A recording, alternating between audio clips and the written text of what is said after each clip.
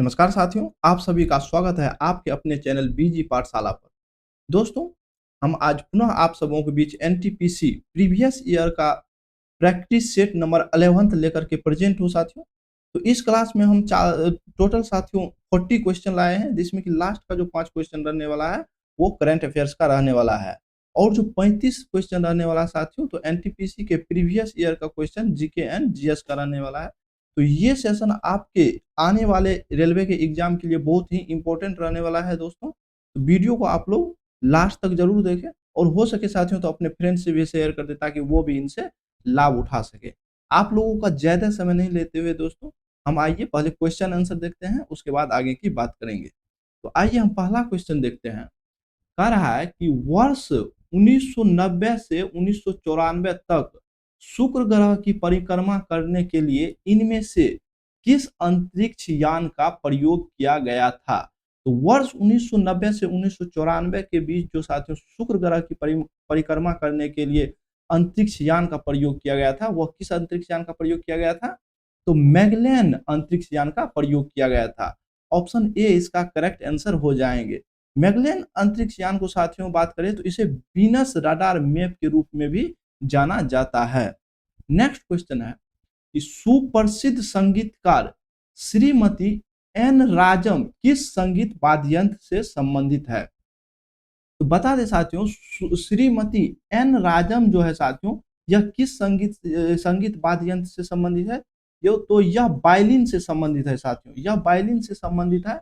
और इसे बात करें तो इसे पद्म भूषण से 2004 में सम्मानित किए जा चुके हैं। और 2026 का साथियों जो अभी करंट का पद्म विभूषण सम्मान दिए गए हैं 5 आदमी को साथियों, उसमें कला के क्षेत्र में इसे भी दिए गए हैं। भारत का जो दूसरा सर्वोच्च सम्मान है पद्म विभूषण से, इसे भी एन राजम को भी सम्मानित किए गए हैं। तो इसका सही आंसर क्या हो जाएंगे दोस्तों?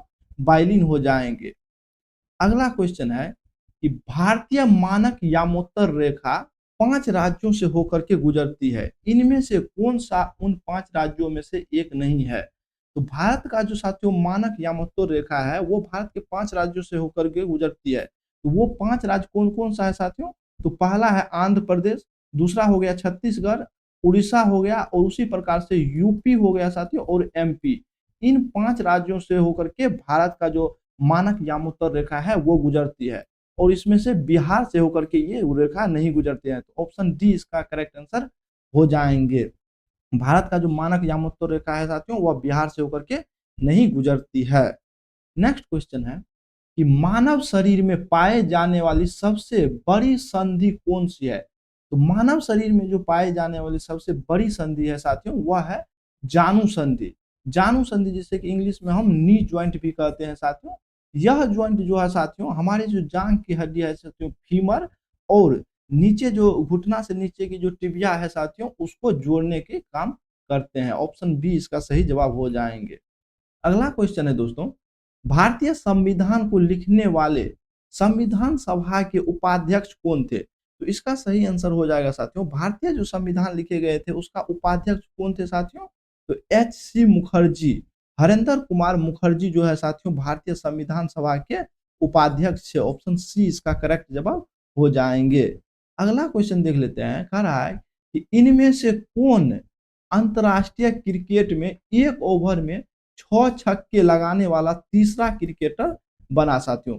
अंतरराष्ट्रीय क्रिकेट में बात करें साथियों तो सबसे पहले 6 छक्का किसके द्वारा लगाए गए थे? तो युवराज सिंह के द्वारा सबसे पहले 2007 में लगाए गए थे साथियों 6 छक्का। उसके बाद साथियों बात करें तो उसके बाद युवराज सिंह के बाद हर्षल गिब्स ने 6 छक्का लगाए थे, यह दूसरा बल्लेबाज बने थे। और तीसरा बल्लेबाज की बात करें साथियों जिसने कि अंतरराष्ट्रीय क्रिकेट में 6 छक्का लगाए थे वो कौन? किरण पोलार्ड थे। ऑप्शन डी इस क्वेश्चन का सही जवाब हो जाएंगे। नेक्स्ट क्वेश्चन है कि सूर्य या अन्य तारों की ऊर्जा का स्रोत क्या है?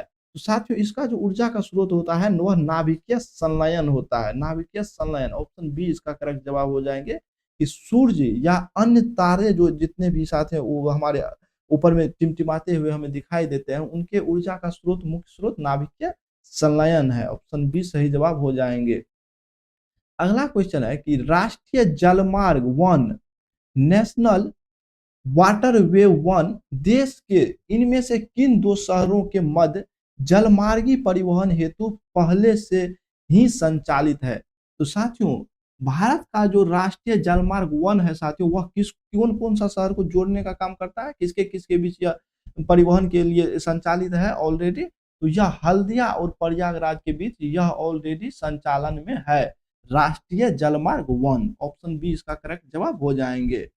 नेक्स्ट है कि स्वतंत्रता से पूर्व भारत में गरीबी की अवधारणा पर चर्चा करने वाले सर्वप्रथम व्यक्ति कौन थे? तो जब हमारा देश आजाद भी नहीं हुआ था साथियों, उससे पहले ही गरीबी की अवधारणा पर चर्चा करने वाले जो सर्वप्रथम व्यक्ति थे साथियों, वह थे दादा भाई नौरोजी। ऑप्शन डी इसका सही जवाब हो जाएंगे। इन्होंने साथियों बात करें तो प्रति व्यक्ति आय को जो सर्वप्रथम बताया था देश में कितना था, 20 रुपया का अनुमान ये लगाए थे। नेक्स्ट क्वेश्चन है कि संयुक्त राष्ट्र के पहले महासचिव इनमें से किस देश से संबंधित थे? तो संयुक्त राष्ट्र की बात करें यूएन के साथियों, तो यूएन के पहले महासचिव कौन थे साथियों? तो यूएन के जो पहले महासचिव थे त्रिनवेली थे, और यह किस देश से संबंधित थे साथियों? तो यह नॉर्वे के थे। ऑप्शन डी इसका करेक्ट जवाब हो जाएंगे। अगला है कि इनमें से किस शहर में अंग्रेज पुलिस कर्मियों द्वारा घेर लिए जाने पर स्वतंत्रता संग्राम सेनानी चंद्रशेखर आजाद ने स्वयं को गोली मार ली थी? तो आपको बता दें साथियों, जब चंद्रशेखर आजाद ने अपने आप को पुलिस कर्मियों से, अंग्रेज पुलिस कर्मियों से घिरा हुआ देखा तो खुद को गोली मार ली थी। तो वह उस समय किस शहर में मौजूद थे साथियों, जिस समय उसे पुलिसकर्मी घेर लिए थे? तो वह उस समय इलाहाबाद में थे, और वहां के इलाहाबाद का जो साथियों अल्फ्रेड पार्क थे, वहीं पे 27 फरवरी 1931 की ये घटना है, जबकि उसे चारों तरफ से उसे इस पार्क में, अल्फ्रेड पार्क में अंग्रेज पुलिसकर्मी द्वारा घेर लिए गए, और उसने अपने आप को अंग्रेजों के हाथों गिरफ्तारी होने की जगह खुद को गोली मार ली। इस तरह से वो शहीद हो गए थे साथियों। अगला क्वेश्चन है दोस्तों कि विलय और विलायक के समांगी मिश्रण को क्या कहा जाता है? तो विलय और विलायक के जो समांगी मिश्रण को कहा जाता है, क्या नाम देते, क्या कहा जाता है साथियों? तो उसे विलियन कहा जाता है। ऑप्शन बी इसका करेक्ट जवाब हो जाएंगे। नेक्स्ट क्वेश्चन है कि भारतीय संविधान में विधि पूर्ण शासन रूल ऑफ लॉ का विचार इनमें से किस संविधान से लिए गए हैं? तो भारत संविधान में, जो भारतीय जो संविधान में साथियों विधि पूर्ण शासन रूल ऑफ लॉ का विचार लिए गए हैं, वह किस संविधान से लिए गए हैं? वह ब्रिटिश के संविधान से लिए गए हैं। ऑप्शन सी इसका सही जवाब हो जाएंगे। नेक्स्ट क्वेश्चन है दोस्तों कि उत्तर प्रदेश में स्थित त्रिवेणी संगम में इनमें से कौन सी नदियां मिलती हैं? तो उत्तर प्रदेश के जो साथियों त्रिवेणी संगम है, उनमें कौन कौन सी नदियां आपस में मिलती है? तो उसमें गंगा, यमुना और सरस्वती, ये तीनों नदियां साथियों त्रिवेणी संगम में आकर के मिलती है। ऑप्शन ए इसका सही जवाब हो जाएंगे। नेक्स्ट क्वेश्चन है दोस्तों कि अंतर्राष्ट्रीय नागरिक विमानन संगठन का मुख्यालय कहाँ स्थित है? तो अंतर्राष्ट्रीय नागरिक विमानन संगठन का मुख्यालय की बात करें साथियों, तो यह कहाँ स्थित है? तो यह मॉन्ट्रियल कनाडा में स्थित है। ऑप्शन डी इसका सही जवाब हो जाएंगे। नेक्स्ट क्वेश्चन है सोमगो झील साथियों भारत के किस राज्य में स्थित है? तो ये जो सोमगो झील है साथियों भारत के किस राज्य में स्थित है? तो यह सिक्किम में स्थित है। ऑप्शन बी इसका सही जवाब हो जाएंगे। अगला क्वेश्चन है कि निम्नलिखित में से कौन सा दर्रा सिक्किम को चीन से जोड़ता है? तो सिक्किम को जो चीन से जोड़ने का काम करता है दोस्तों, वह कौन सा दर्रा करता है?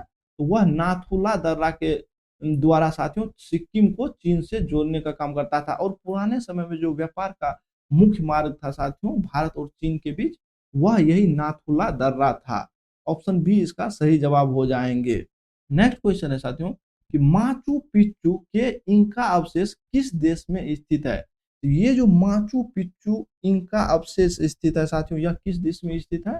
तो यह पेरू में स्थित है। ऑप्शन डी इसका सही जवाब हो जाएंगे।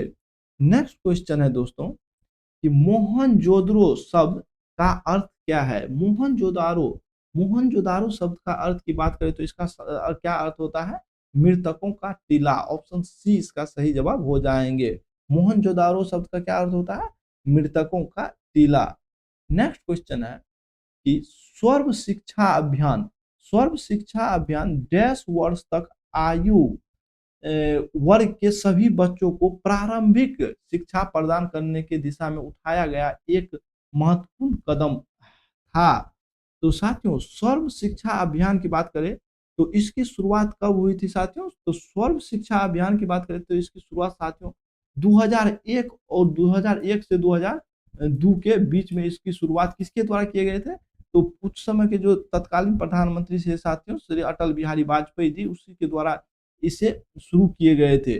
बात करें कि 86वां संविधान संशोधन करके इसके तहत 6 से 14 साल के बच्चों को मुफ्त और अनिवार्य शिक्षा के प्रावधान को मौलिक अधिकार में बदल दिया गया था। तो इसका सही आंसर क्या हो जाएगा साथियों? ऑप्शन ए हो जाएगा। 6 से 14 साल के बच्चों के लिए बच्चों के लिए साथियों प्रारंभिक शिक्षा प्रदान करने की दिशा में उठाया गया सर्व शिक्षा अभियान एक महत्वपूर्ण कदम था। ऑप्शन ए राइट आंसर हो जाएंगे। नेक्स्ट है कि डायल अप कनेक्शन में आपके कंप्यूटर को भौतिक रूप से फोन लाइन से जोड़ने के लिए इनमें से किसका प्रयोग किया जाता है? तो डायल अप कनेक्शन में आपके कंप्यूटर को भौतिक रूप से जो फोन लाइन से जोड़ने के लिए इनमें से किस का प्रयोग किया जाता है साथियों? बात करें तो मॉडेम का प्रयोग किया जाता है। किसका प्रयोग किया जाता है? मॉडेम का प्रयोग किया जाता है। ऑप्शन डी इसका करेक्ट जवाब हो जाएंगे कि मॉडेम का प्रयोग किया जाता है। डायल अप कनेक्शन में आपके कंप्यूटर को भौतिक रूप से फोन लाइन से जोड़ने के लिए किसका प्रयोग किया जाता है? मॉडेम का प्रयोग किया जाता है। नेक्स्ट क्वेश्चन है कि राज्य चुनाव आयुक्त की नियुक्ति कौन करता है? तो राज्य चुनाव आयुक्त की नियुक्ति किसके द्वारा किए जाते हैं? तो राज्यपाल के द्वारा किए जाते हैं। ऑप्शन डी इसका करेक्ट जवाब हो जाएंगे। अगला क्वेश्चन है जनरेटर नामक उपकरण डैश को डैश में परिवर्तित करता है। तो कहता है कौन सा ऊर्जा को किस ऊर्जा में परिवर्तित करता है जनरेटर के द्वारा? तो जनरेटर के द्वारा प्रायः क्या होता है? यांत्रिक ऊर्जा को विद्युत ऊर्जा में रूपांतरित किए जाते हैं। ऑप्शन बी इसका सही जवाब हो जाएंगे कि जनरेटर क्या करते हैं? यांत्रिक ऊर्जा को विद्युत ऊर्जा में रूपांतरित करते हैं। जनरेटर की बात किया जाए तो यह किस सिद्धांत पर आधारित है? तो यह माइकल फैराडे के द्वारा जो दिए गए थे विद्युत चुंबकीय प्रेरण के सिद्धांत, उस पे जनरेटर आधारित है। नेक्स्ट क्वेश्चन है कि निम्नलिखित में से कौन सा प्राइमरी स्टोरेज डिवाइस का एक उदाहरण है? कहता है कि नीचे में जो ऑप्शन दिए गए हैं उनमें से कौन सा प्राइमरी स्टोरेज डिवाइस का एग्जाम्पल है? इसका सही आंसर क्या हो जाएगा? रैम, रैंडम एक्सेस मेमोरी जो है यह किसका उदाहरण है? प्राइमरी स्टोरेज डिवाइस का उदाहरण है। अगला क्वेश्चन है भारत के पर्यावरण मंत्रालय के अधीन भारतीय वन सर्वेक्षण किस शहर में स्थित है? तो भारतीय वन सर्वेक्षण किस शहर में स्थित है? देहरादून में यह स्थित है। ऑप्शन बी इसका करेक्ट जवाब हो जाएंगे कि भारत का जो भारतीय वन सर्वेक्षण है साथियों वह कहाँ स्थित है? किस शहर में? देहरादून में स्थित है। नेक्स्ट है कि डॉक्टर बिंदेश्वर पाठक इनमें से किससे संबंधित है? डॉक्टर बिंदेश्वर पाठक की बात करें तो यह किस क्षेत्र से संबंधित है? तो सुलभ शौचालय आंदोलन से संबंधित है। ऑप्शन डी इसका करेक्ट जवाब हो जाएंगे कि डॉक्टर बिंदेश्वर पाठक जो थे वह किससे संबंधित थे? किस आंदोलन से? तो सुलभ शौचालय आंदोलन से संबंधित थे। अगला क्वेश्चन है क्वेश्चन नंबर 27 की भौतिक अनुसंधान प्रयोगशाला जो कि अंतरिक्ष एवं संबंधित विज्ञान के लिए एक राष्ट्रीय अनुसंधान संस्थान है, कहाँ स्थित है? तो भौतिक अनुसंधान प्रयोगशाला की बात करें तो यह कहाँ स्थित है?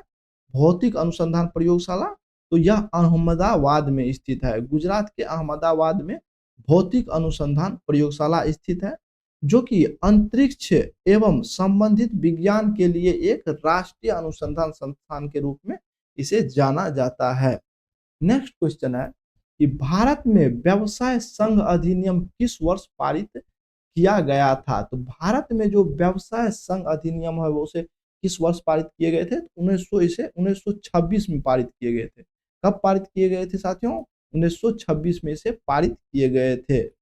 अगला क्वेश्चन है त्वचा कैंसर के लिए इनमें से कौन सी अल्ट्रावायलेट किरण जिम्मेवार होते हैं?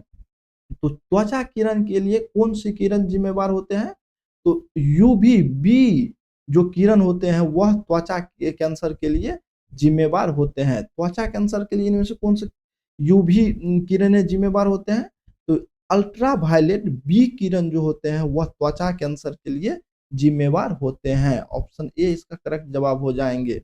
नेक्स्ट है कि इनमें से कौन हर्षवर्धन के शासन काल में भारत आए थे? हर्षवर्धन के शासन काल में बात करें साथियों तो कौन भारत आए थे? तो ह्वेनसांग हर्षवर्धन के शासन काल में भारत आए थे और यह चीन के यात्री थे जो कि हर्षवर्धन के शासन काल में भारत आए थे और यह 15 वर्ष कुल भारत में बिता करके रिटर्न गए थे। नेक्स्ट है कि निम्नलिखित में से कौन सा शरीर में ग्लाइकोजेन के रूप में संग्रहित होता है? तो बात करें ग्लाइकोजेन के रूप में कौन सा संग्रहित होता है साथियों? तो कार्बोहाइड्रेट जो होते हैं साथियों वह शरीर में ग्लाइकोजेन के रूप में संग्रहित होते हैं। ऑप्शन ए इसका करेक्ट जवाब हो जाएंगे कि कार्बोहाइड्रेट जो होते हैं वह शरीर में ग्लाइकोजेन के रूप में संग्रहित होते हैं। नेक्स्ट क्वेश्चन है कि खुदाई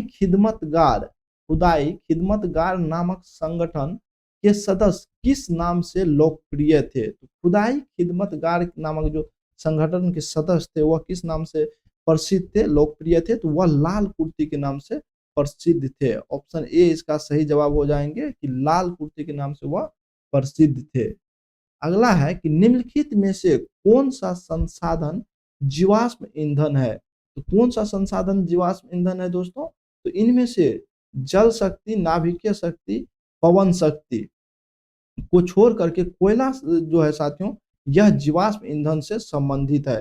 कोयला जो है साथियों यह जीवाश्म ईंधन का उदाहरण है, जबकि जल शक्ति और पवन शक्ति की बात करें तो यह किसका उदाहरण है साथियों? तो यह नवीकरणीय ऊर्जा का उदाहरण है। ऑप्शन डी सी इसका करेक्ट आंसर हो जाएंगे। अगला क्वेश्चन है कि भारत के महान्यायवादी अटॉर्नी जनरल ऑफ इंडिया के संबंध में निम्नलिखित में से कौन सा कथन सत्य नहीं है? कहता है अटॉर्नी जनरल के संबंध में नीचे जो ऑप्शन दिए गए हैं उनमें से कौन सा कथन सत्य नहीं है? तो आइए हम एक एक करके ऑप्शन पढ़ते हैं, उसके बाद इसका कंक्लूजन निकालेंगे। ऑप्शन ए है कि वह मंत्रिमंडल का सदस्य नहीं होता है। यह ऑप्शन तो सही है क्योंकि अटॉर्नी जनरल जो होते हैं वह मंत्रिमंडल का सदस्य नहीं होते हैं। उन्हें भारत के सभी अदालतों में सुनवाई का अधिकार होता है। यह भी सही है क्योंकि अटॉर्नी जनरल भारत के किसी भी अदालत में जा करके वहां सुनवाई कर सकते हैं। अगला ऑप्शन है कि उन्हें संसद में मतदान का अधिकार होता है। यह ऑप्शन गलत है क्योंकि उन्हें जो अटॉर्नी जनरल को होता है उन्हें संसद में मतदान का अधिकार नहीं होता है। तो ऑप्शन सी इसका सही जवाब हो जाएंगे। नेक्स्ट क्वेश्चन है कि महाद्वीप और उनमें स्थित सबसे बड़े देश का इनमें से कौन सा युग्म सुमेलित है तो और क्षेत्रफल की दृष्टि से बात कर रहा है। तो क्षेत्रफल की दृष्टि से आइए महाद्वीप और उनके देश देखते हैं कि दक्षिण अमेरिका महाद्वीप में ब्राजील, ये ऑप्शन सही है साथियों क्योंकि दक्षिण अमेरिका द्वीप में जो है साथियों ब्राजील क्षेत्रफल की दृष्टि से सबसे बड़ा देश है ब्राजील। उत्तर अमेरिका में संयुक्त अरब अमीरात, ये गलत है साथियों क्योंकि उत्तरी अमेरिका में जो क्षेत्रफल की दृष्टि से सबसे बड़ा देश है वह कौन सा देश है साथियों? तो वह कनाडा है। कनाडा क्षेत्रफल की दृष्टि से सबसे बड़ा देश क्या कहते हैं उत्तरी अमेरिका में है। उसी प्रकार एशिया की बात कर ले तो एशिया में क्षेत्रफल की दृष्टि से भारत नहीं बल्कि रूस जो है वह सबसे बड़ा देश क्षेत्रफल की दृष्टि से। उसी प्रकार अफ्रीका में बात कर ले कांगो गणराज्य नहीं साथियों, अफ्रीका में सबसे बड़ा अब क्षेत्रफल की दृष्टि से कौन सा देश है? तो अफ्रीका में अल्जीरिया जो है साथियों, अल्जीरिया क्षेत्रफल की दृष्टि से सबसे बड़ा देश अल्जीरिया है अफ्रीका महाद्वीप में। कांगो की बात करें तो क्षेत्रफल की दृष्टि से यह दूसरा सबसे बड़ा देश अफ्रीका में स्थित है। भारत की बात करें साथियों तो भारत जो है विश्व में 7वां सबसे बड़ा क्षेत्रफल की दृष्टि से देश है। आइए साथियों यहाँ तक तो 35 क्वेश्चन जो है जीके एंड जीएस का हो गया। आगे का जो 5 क्वेश्चन लास्ट का है उसे हम करंट अफेयर्स के रूप में देखते हैं कि क्या क्या क्वेश्चन है। आइए देखते हैं 36वां क्वेश्चन है कि हाल ही में ग्लोबल टीचर प्राइज 2026 से किसे सम्मानित किए हैं? तो ग्लोबल टीचर प्राइज की बात करें तो किसे इस प्राइज से सम्मानित किए गए हैं, तो रूबल नागी को सम्मानित किए गए हैं। ऑप्शन बी इसका करेक्ट जवाब हो जाएंगे। नेक्स्ट है ग्लोबल फायर पावर 2026 में भारत ने वैश्विक स्तर पर कौन सा स्थान हासिल किया है। तो ग्लोबल फायर पावर इंडेक्स की बात करें 2026 का जो लागू हुआ है उसमें भारत के स्थान करें तो भारत इसमें चौथा स्थान पे है। पहला स्थान पे यूएसए है, उसी प्रकार दूसरा स्थान पे बात करें, दूसरा स्थान पे रूस है, तीसरा स्थान पे कौन सा देश है, तीसरा स्थान पे चीन है, और भारत की बात करें तो भारत चौथा स्थान पे इस लिस्ट में है। अगला है कि हाल ही में अंडर 90 क्रिकेट विश्व कप का उप विजेता कौन बना है। तो अब हाल ही में 2026 में संपन्न हुआ है अंडर 19 क्रिकेट विश्व कप, उसमें उप विजेता की बात करें तो इंग्लैंड उप विजेता बना है, और इंग्लैंड उप विजेता बना है, और विजेता की बात करें तो इसमें भारत जो है साथियों, भारत इसमें विजेता रहा है और इंग्लैंड उप विजेता रहा है। ऑप्शन बी इसका करेक्ट जवाब हो जाएंगे। नेक्स्ट क्वेश्चन है कि हाल ही में सुप्रीम कोर्ट ने किस अनुच्छेद के तहत पीरियड्स हेल्थ को फंडामेंटल राइट्स घोषित किया है। साथियों बहुत ही इंपॉर्टेंट क्वेश्चन है, यह किसी न किसी एग्जाम में जरूर पूछे जाएंगे। आपको इसको ध्यान से देखना है कि हाल ही में जो सुप्रीम कोर्ट का एक महत्वपूर्ण फैसला आया है वह पीरियड्स हेल्थ को लेकर के आया है, जिसे कि हाल ही में इसे फंडामेंटल राइट्स घोषित किए गए हैं। और किस अनुच्छेद के तहत इसे घोषित किए गए हैं, तो अनुच्छेद 21 के तहत पीरियड्स हेल्थ को जो है साथियों या इसे फंडामेंटल राइट्स घोषित किए गए हैं। नेक्स्ट क्वेश्चन है कि हाल ही में एयरबस ने एरोस्पेस अनुसंधान के लिए उत्कृष्टता केंद्र का उद्घाटन कहाँ किए हैं। तो हाल ही में जो एयरबस ने एरोस्पेस अनुसंधान केंद्र के लिए उत्कृष्टता केंद्र का उद्घाटन किए हैं वो कहाँ किए हैं, तो इसका सही जवाब गुजरात हो जाएंगे। कहाँ किए हैं, गुजरात में किए हैं। तो ये रहा साथियों कुल 40 क्वेश्चन का प्रैक्टिस सेट नंबर 11। आशा करता हूं कि आप लोगों के एग्जाम के लिए हेल्पफुल होंगे। अगर साथियों वीडियो आप लास्ट तक देखे हैं तो हमारे चैनल को सब्सक्राइब कर ले और बेल आइकन को दबा ले ताकि आने वाला हर एक कंटेंट का अपडेट आप लोग को मिलता रहे। साथियों अपने फ्रेंड से भी इसे शेयर कर दे, प्लीज रिक्वेस्ट है, जिससे कि वो भी इससे लाभ उठा सके। वीडियो को लाइक करें। तो अगर साथियों इसका पीडीएफ आपको चाहिए, इस कंटेंट का पीडीएफ चाहिए, तो हमारी टेलीग्राम चैनल जो है करेंट अफेयर्स बाय बीजी पाठशाला, बीजी पाठशाला को आप लोग ज्वाइन कर ले। वहाँ हम इसका लिंक हम अपना इस वीडियो के डिस्क्रिप्शन में भी डाल देंगे दोस्तों, वहाँ से भी जाकर के आप ज्वाइन कर सकते हैं। तो इस क्वेश्चन का जवाब आप हमारे कमेंट बॉक्स में दे कि भारी जल शब्द इन निम्न में से किससे संबंधित है, इसका जवाब हमको कमेंट बॉक्स में दे। तो मिलते हैं नेक्स्ट वीडियो में, तब तक के लिए नमस्कार, जय हिंद, वंदे मातरम।